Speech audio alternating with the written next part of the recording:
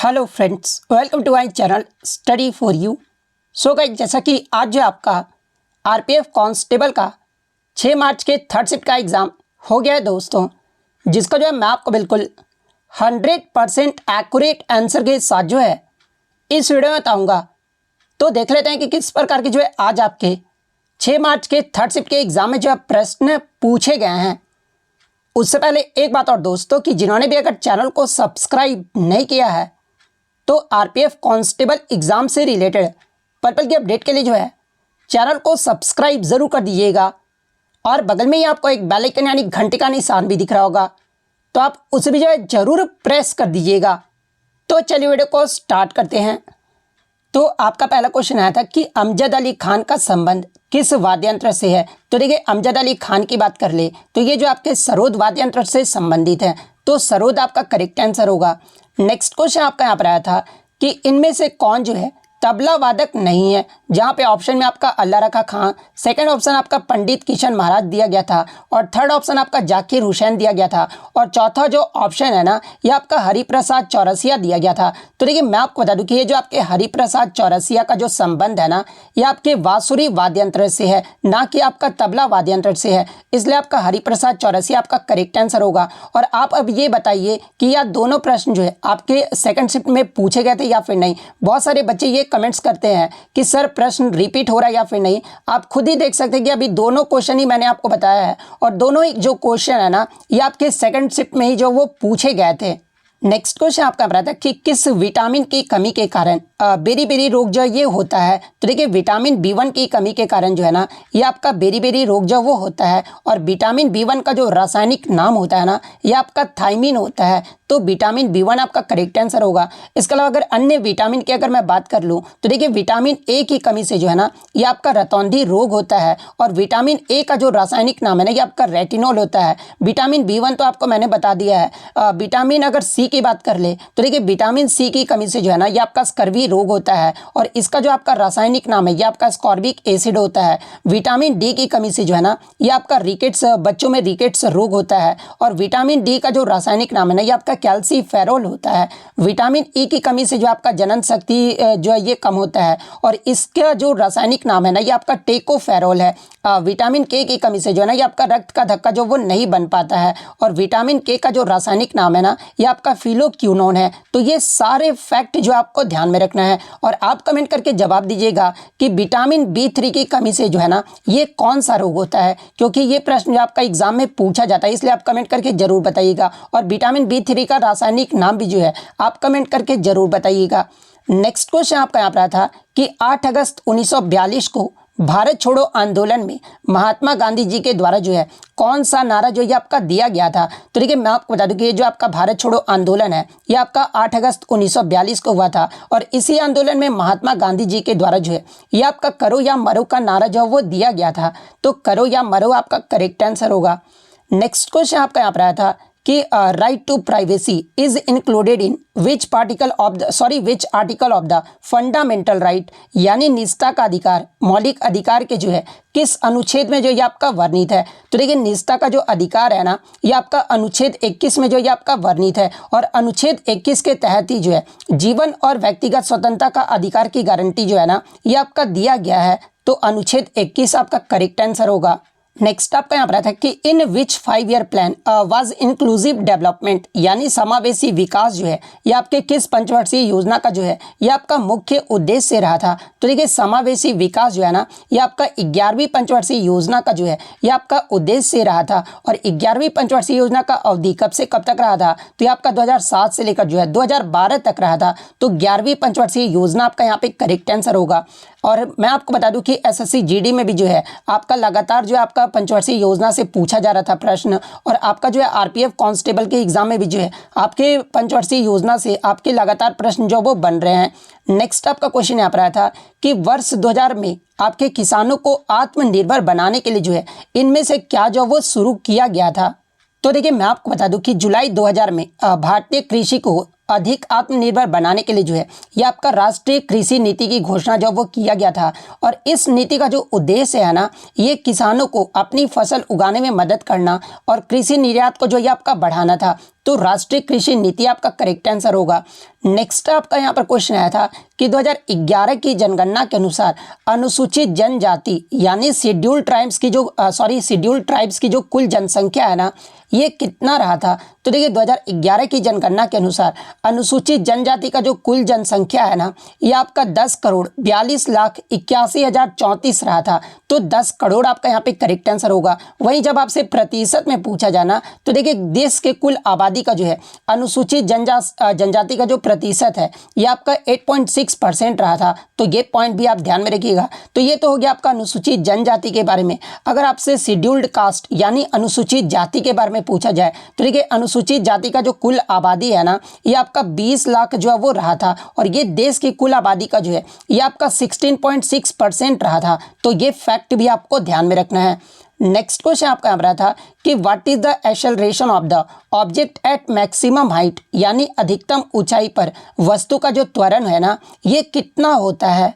तो देखिए मैं आपको बता दूं कि अधिकतम ऊंचाई पर वस्तु का जो त्वरण है ना, ये आपके गुरुत्वीय त्वरण के बराबर यानी नीचे की ओर जो ये आपका होता है, और पृथ्वी की सतह पर गुरुत्वीय त्वरण जो आपका लगभग 9.8 मीटर पर सेकेंड स्क्वायर होता है। इसलिए अधिकतम ऊंचाई पर वस्तु का जो त्वरण होगा ना, ये आपका 9.8 मीटर पर सेकेंड स्क्वायर होगा। तो ये वाला ऑप्शन आपका करेक्ट आंसर होगा। तो ये तो हो गया आपका एक्सेलरेशन के बारे में। अगर आपसे वेग के बारे में पूछा जाए, तो देखिए अधिकतम ऊंचाई पर पहुंचने पर वस्तु का जो वेग है ना, ये आपका शून्य होता है। तो ये फैक्ट भी आपको ध्यान में रखना है। नेक्स्ट आपका क्वेश्चन यहाँ पर आया था लेजर का जो आपसे फुल फॉर्म पूछा गया था। तो देखिए लेजर का जो फुल फॉर्म होता है ना, ये आपका light amplification by stimulated emission of radiation होता है। तो ये वाला ऑप्शन आपका यहाँ पे करेक्ट आंसर होगा। नेक्स्ट क्वेश्चन आपका यहाँ पर आया था कि बंगाल विभाजन को जो रद्द है ना, ये किस वर्ष में जो वो किया गया था। तो देखिए ये भी प्रश्न मैंने आपको बताया था। तो देखिए बंगाल विभाजन को जो रद्द है ना, ये आपका वर्ष 1911 में जो वो रद्द कर दिया गया था। और किसके द्वारा ये आपका रद्द किया गया था, तो ये आपका हार्डिंग द्वितीय के द्वारा जो है ये आपका रद्द जो वो कर दिया गया था। तो 1911 आपका करेक्ट आंसर होगा।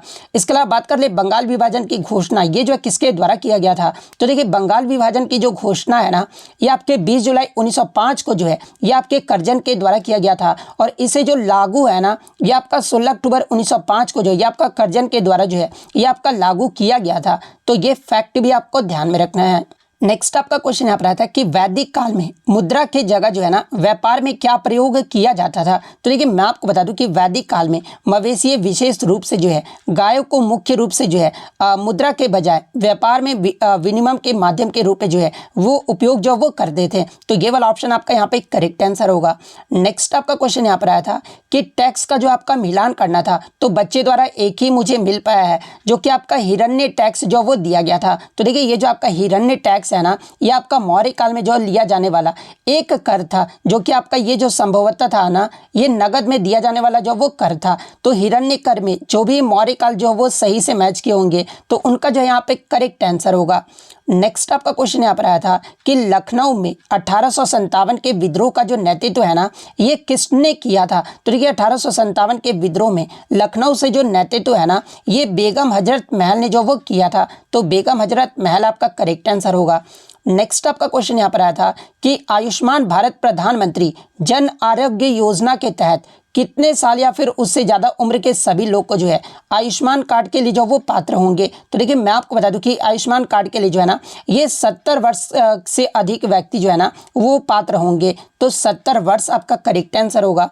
नेक्स्ट आपका क्वेश्चन यहाँ पर आया था कि भारत का कौन सा ऐसा पूर्वोत्तर राज्य है जो तीनों तरफ से जो है अंतर्राष्ट्रीय सीमा से जो ये आपका घिरा हुआ है। तो देखिए मैं आपको बता दूं कि भारत का जो ये आपका सिक्किम राज्य है ना, जो तीनों तरफ से जो है अंतर्राष्ट्रीय सीमा से जो ये आपका घिरा हुआ है। तो सिक्किम आपका करेक्ट आंसर होगा। इसके अलावा मैं आपको बता दूं कि सिक्किम जो है ना, ये आपका पूर्व में भूटान देश से जो आपका घिरा हुआ है, उत्तर में आपका चीन देश से, और पश्चिम में जो है ना ये आपका नेपाल देश से जो है ये घिरा हुआ है। तो ये फैक्ट भी आपको ध्यान में रखना है। नेक्स्ट क्वेश्चन आपका आ रहा था कि भारतीय संविधान के किस अनुच्छेद के तहत सुप्रीम कोर्ट को किसी भी न्यायालय या अधिकरण के फैसले के खिलाफ अपील करने की विशेष अनुमति देने का अधिकार है और इसे विशेष इजाजत याचिका यानी SLP भी जो वो कहते हैं। तो देखिए मैं आपको बता दूं कि भारतीय संविधान के अनुच्छेद 136 के तहत जो है सुप्रीम कोर्ट को किसी भी न्यायालय या अधिकरण के फैसले के खिलाफ अपील करने का जो वो विशेष अनुमति जो वो दिया गया है। तो अनुच्छेद 136 आपका करेक्ट आंसर होगा। नेक्स्ट आपका क्वेश्चन यहाँ पर आया था कि जिस स्थान पर 5000 से कम लोग रहते हैं उसे क्या कहते हैं, जहाँ पे ऑप्शन में आपका शहर, जिला, कस्बा या गांव जो वो दिया गया था। तो देखिए मैं आपको बता दूं कि जिस स्थान पर 5000 से कम लोग रहते हैं ना उसे जो आपका गांव जो वो कहा जाता है, तो विलेज यानी गांव आपका यहाँ पे करेक्ट आंसर होगा।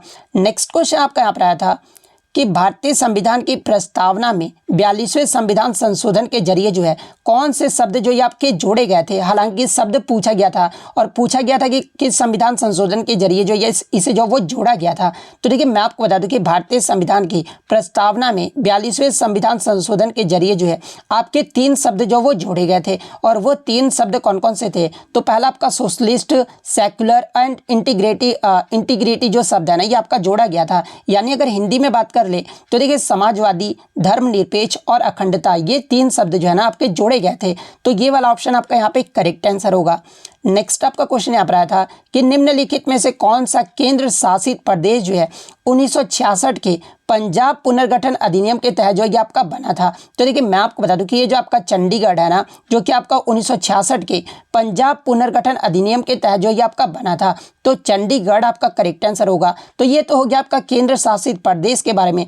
अगर आपसे राज्य के बारे में पूछा जाए तो देखिए मैं आपको बता दूं कि 1966 के पंजाब पुनर्गठन अधिनियम के तहत जो है ना ये आपका हरियाणा राज्य जो ये बना था। तो ये फैक्ट भी आपको ध्यान में रखना है। नेक्स्ट आपका क्वेश्चन यहाँ पर आया था कि who can dissolve the legislative assembly of A state, यानी किसी राज्य की विधानसभा को जो है ये कौन भंग कर सकता है। तो देखिए किसी भी राज्य के विधानसभा को जो है ना ये राज्यपाल जो है वो भंग कर सकते हैं और ये जो आपका संविधान के अनुच्छेद 174 के क्लोज 2 के तहत जो है ना राज्यपाल को ये अधिकार जो वो दिया गया है। तो राज्यपाल आपका करेक्ट आंसर होगा। नेक्स्ट आपका क्वेश्चन यहाँ पर आया था कि समवर्ती सूची, राज्य सूची और संघ सूची जो है ना ये आपके किस अनुसूची में जो ये आपके वर्णित हैं।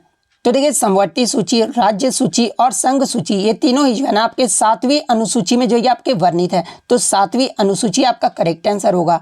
नेक्स्ट आपका क्वेश्चन यहाँ पर आया था कि पोटेंशियल एनर्जी यानी स्थितिज ऊर्जा का जो है आपसे सूत्र जो वो पूछा गया था। तो देखिए पोटेंशियल एनर्जी का जो फॉर्मूला होता है ना ये आपका mgh होता है। तो mgh आपका करेक्ट आंसर होगा। अगर आपसे गतिज ऊर्जा यानी काइनेटिक एनर्जी का अगर आपसे फॉर्मूला पूछा जाए तो ½ mv² होता है। तो ये फैक्ट भी आपको ध्यान में रखना है।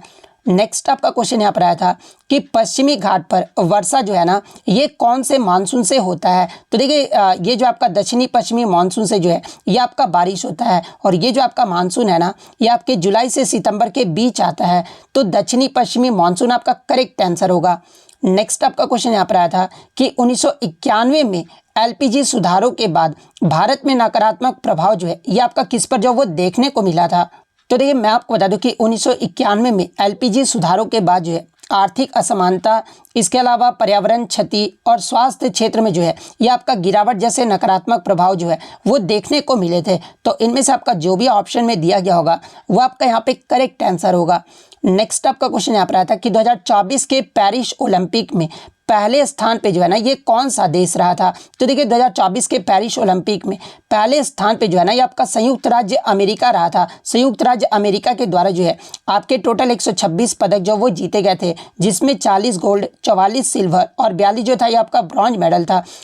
दूसरे स्थान पे जो आपका चीन देश रहा था, तीसरे स्थान पे आपका जापान और चौथे स्थान पे जो आपका ऑस्ट्रेलिया देश रहा था। वहीं अगर भारत की बात कर ले तो देखिए भारत इस पदक तालिका में जो है 71वें पायदान पे रहा था। भारत जो है टोटल इसमें 6 पदक जीते थे, जिसमें 1 सिल्वर और 5 जो था ये आपका ब्रॉन्ज मेडल शामिल था और 1 जो सिल्वर है ना ये आपका नीरज चोपड़ा के द्वारा जो वो जीता गया था। तो ये फैक्ट भी आप ध्यान में रखिएगा। तो ये तो हो गया आपका पेरिस ओलंपिक के बारे में। अगर 2024 के ग्रीष्मकालीन यानी पेरिस पैरा ओलंपिक की बात कर ले तो देखिए पैरा ओलंपिक्स में जो पहले स्थान पे है ना ये आपका चीन देश रहा था। और भारत की रैंक की बात कर ले तो भारत जो है इसमें जो है पदक तालिका में 18वें पायदान पे रहा था। भारत ने जो है पेरिस पैरा ओलंपिक में जो है टोटल आपके 29 पदक जीते हैं, जिसमें 7 गोल्ड, 9 जो आपका सिल्वर मेडल और 13 जो था ये आपका ब्रॉन्ज मेडल जो वो शामिल है। तो ये सारे फैक्ट जो आपको ध्यान में रखना है।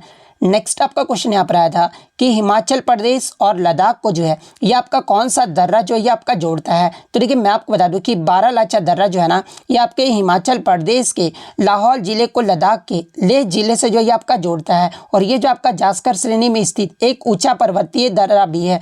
तो बारालाचा दर्रा आपका करेक्ट आंसर होगा। और ये क्वेश्चन मैंने आपको एक्स्ट्रा फैक्ट में भी जो वो कराया था, तो जो भी मेरा एक्स्ट्रा फैक्ट देखे होंगे तो आज मैं ये 100% गारंटी दे सकता हूँ कि 30 से 35 क्वेश्चन जो है ना वो ईजिली जो वो करके आ गए होंगे। नेक्स्ट आपका क्वेश्चन यहाँ पर आया था कि हाल ही में आईआईटी मद्रास में जो है किस कैंसर की खोज जो वो किया गया है। तो देखिए मैं आपको बता दूं कि फरवरी 2024 में जो है भारतीय स्तन कैंसर जीनोम एटलस जो वो आपका लॉन्च जो वो किया गया है। तो ऑप्शन में आपका स्तन कैंसर जो वो दिया गया था, तो स्तन कैंसर आपका यहाँ पे करेक्ट आंसर होगा। नेक्स्ट आपका क्वेश्चन यहाँ पर आता है कि इनमें से कौन सा परमाणु जो संयंत्र है ना ये आपका महाराष्ट्र राज्य के पालघर जिले में स्थित है। तो ऑप्शन में आपका तारापुर जो वो दिया गया था। तो देखिए ये जो आपका तारापुर परमाणु ऊर्जा संयंत्र है ना ये महाराष्ट्र के पालघर जिले के बोईसर में स्थित है। और ये जो आपका भारत का पहला वाणिज्यिक परमाणु ऊर्जा संयंत्र भी है। और इसे 28 अक्टूबर 1969 को जो ये आपका चालू किया गया था। तो तारापुर परमाणु ऊर्जा संयंत्र आपका करेक्ट आंसर होगा। अब ये बताइए ये प्रश्न आपका रिपीट है या फिर नहीं। ये भी मैंने आपको बताया था कि तारापुर परमाणु ऊर्जा संयंत्र जो है ये आपका महाराष्ट्र राज्य में स्थित है। नेक्स्ट आपका क्वेश्चन यहाँ पर आया था कि भारत के संविधान का कौन सा अनुच्छेद जो है ना ये उच्च न्यायालय को रीट जारी करने का अधिकार जो वो देता है। तो देखिए हाईकोर्ट को रीट जारी करने का जो अधिकार है ना ये आपका अनुच्छेद 226 के तहत जो वो दिया जाता है। तो अनुच्छेद 226 आपका करेक्ट आंसर होगा। वहीं अगर सुप्रीम कोर्ट की बात कर ले तो देखिए सुप्रीम कोर्ट को जो है आपका अनुच्छेद 32 के तहत जो है ये आपका रीट जारी करने का प्रावधान जो वो किया गया है। और भारत में कितने प्रकार के रीट जारी करने का प्रावधान जो है उच्च न्यायालय और सुप्रीम कोर्ट को जो वो दिया गया है। तो ये आपके 5 प्रकार के रीट का प्रावधान जो वो किया गया है। तो ये फैक्ट भी आपको ध्यान में रखना है। नेक्स्ट आपका क्वेश्चन यहाँ पर आया था कि 1857 के विद्रोह के बाद जो है कैनिंग ने कहाँ पर जो ये दरबार जो है ना वो बुलाया था, यानी मीटिंग से जो इनका प्रश्न जो वो पूछा गया था। तो देखिए मैं आपको बता दूं कि 1857 के विद्रोह के बाद इलाहाबाद में जो है कैनिंग ने जो है ये आपका दरबार जो वो बुलाया था। और ये जो दरबार है ना ये आपका 1 नवंबर 1858 को जो ये आपका आयोजित किया गया था। और इस दरबार में जो है कैनिंग ने महारानी विक्टोरिया को घोषणा पत्र पढ़कर भी जो वो सुनाया था। तो इलाहाबाद आपका करेक्ट आंसर होगा। नेक्स्ट आपका क्वेश्चन यहाँ पर आया था कि 17वें राष्ट्रीय फिल्म पुरस्कार 2024 में सर्वश्रेष्ठ फिल्म का जो पुरस्कार है ना ये किसे दिया गया है। तो देखिए 17वें राष्ट्रीय फिल्म पुरस्कार 2024 में सर्वश्रेष्ठ फिल्म का जो पुरस्कार है ना ये आपके आटम मूवी को जो वो दिया गया, जो कि आपका एक मलयालम मूवी है। तो आटम आपका यहाँ पे करेक्ट आंसर होगा। और इस आटम मूवी का जो आपका जो निर्देशित है ना ये किसके द्वारा किया गया है। तो ये आपके आनंद एकर्सी के द्वारा जो है ये आपका निर्देशित किया गया था। तो ये फैक्ट भी आपको ध्यान में रखना है। तो ये तो हो गया आपका सर्वश्रेष्ठ फिल्म के बारे में। अगर 17वें राष्ट्रीय फिल्म पुरस्कार में अगर सर्वश्रेष्ठ अभिनेता का पुरस्कार अगर आपसे पूछा जाए तो देखिए सर्वश्रेष्ठ अभिनेता का जो पुरस्कार है ना ये ऋषभ शेट्टी को जो वो दिया गया। और किस फिल्म के लिए दिया गया है तो इन्हें कंतारा मूवी के लिए जो वो दिया गया है। सर्वश्रेष्ठ अभिनेत्री का पुरस्कार की अगर मैं बात कर लूँ तो ये जो आपका नित्या मेनन और मानसी पारेख को जो वो दिया गया है। और किस मूवी के लिए तो ये आपके चित्रबलम मूवी और कच्छ एक्सप्रेस के लिए जो वो दिया गया है। वहीं अगर सर्वश्रेष्ठ निर्देशक का पुरस्कार की बात कर ले तो देखिए सर्वश्रेष्ठ निर्देशक का जो पुरस्कार है ना ये आपके सूरज बड़जात्या को जो वो दिया गया है। और किस फिल्म के लिए तो ये आपका ऊंचाई के लिए फिल्म के लिए जो वो दिया गया है। तो ये सारे फैक्ट जो आपको ध्यान में रखना है। एक क्वेश्चन आपका यहाँ पर आया था कि झूलन यात्रा जो त्यौहार है ना ये किस ऋतु में मनाया जाता है। तो देखिए झूलन यात्रा जो त्यौहार है ना ये भारत के मानसून के मौसम में श्रावण यानी जुलाई अगस्त के महीने में जो ये आपका मनाया जाता है। और ये जो आपका एक ऐसा त्यौहार है जो बरसात के मौसम की शुरुआत और गर्मियों के अंत का जो प्रतीक जो ये माना जाता है। तो ऑप्शन में आपका मानसून जो वो दिया गया था। तो मानसून आपका यहाँ पे करेक्ट आंसर होगा।